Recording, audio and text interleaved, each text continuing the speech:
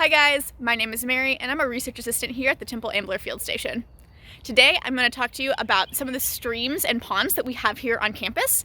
I'm also going to tell you about why these are important to our ecosystems and how you can do your part to protect them. So I am currently standing in our old growth forest. You can see the forest behind me, all the trees. You might be able to hear the birds singing. It's a beautiful day. And I am standing by one of the streams that cuts through our campus. And now there are actually two streams that cut through campus. There's this one, which is a little bit smaller, and then there's a slightly larger stream on the other side, which we're over by where our hiking trails are, and that one is called Tannery Run. You might be able to see that one. It pops up on Google Maps imagery sometimes, so you might be a little bit more familiar with that stream. But I'm at the smaller of the two. And a fun fact is that there's actually no difference between a creek, a stream, and a river in terms of naming. These words are really interchangeable, and there's no official designation between where a creek or a stream, which are generally referred to as smaller rivers, and a full river, a normal river cut off. So you could really use that term for any of these flowing bodies of water. Now, besides just being really important for allowing this forest to be as green and as lush as it is, they also are the perfect home for all kinds of different animals that like to live in and around streams and rivers. So you might have heard of amphibians, which are a terrestrial animal that they have an important part of their reproductive cycle involves water. So they lay their eggs in streams, creeks, and ponds, and then they eventually will, become frogs or salamanders. And so we have a booming population of tadpoles here from the a spring hatch in a fall. They laid their eggs in the fall, they hatched out in the spring, and so earlier this year we were able to find a bunch of tadpoles. So we've got some really cool populations of salamanders and frogs that exist here.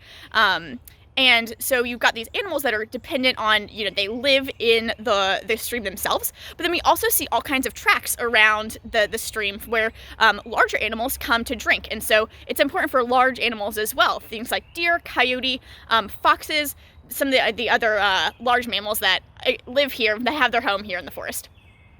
So I walked over to where I knew some of the tracks were that we had seen, and so I found these on Friday, and they're a little washed out now from the rain, but you can see that these are pretty big tracks. There's my hand for size, and this one you can see really nicely the different, like the paw prints that's happening here.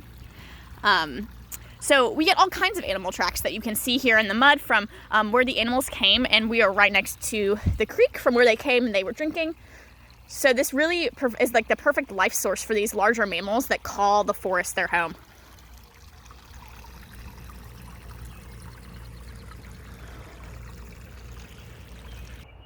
So the last thing I want to touch on is how you can help keep these waterways clean. There's a couple really easy ways and things that you can do to help contribute to the overall health of these ecosystems and the cleanliness of the waterways. The first is super simple. It's just not littering. Whenever you toss trash out the window of your car or, just put it, like next to a trash can, not quite in the trash can, those will get picked up with the rain and they'll get washed into storm drains, and those will get washed downstream and into these nice waterways. We regularly will pick up trash that has been washed downstream onto the banks. And so to cut that off at the source, the easiest thing you can do to help keep waterways clean is by throwing your trash away in the proper receptacle. The second is also pretty easy. If you are doing any house projects, so you're painting things, you're staining things, any kind of like household chemicals, the best thing you can do with those is take them to a proper disposal facility.